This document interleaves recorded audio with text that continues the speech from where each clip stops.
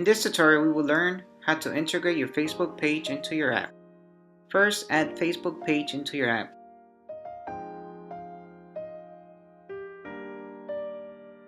If you want, you can rename this page. Here, you need to provide your Facebook page public URL. If you don't know what your Facebook page URL is, click on this tooltip for further assistance.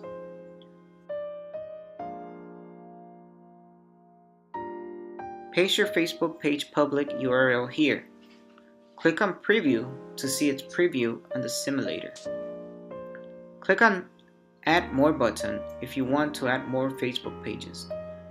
Just to inform you, if you have more than one Facebook page, you will see this intermediary screen, wherein you can select the specific Facebook page you want to see.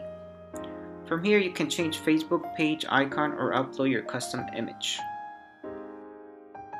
Under Advanced Settings, you will see option to show Facebook, post as feed, or same as like Facebook page, which you can set as per your needs.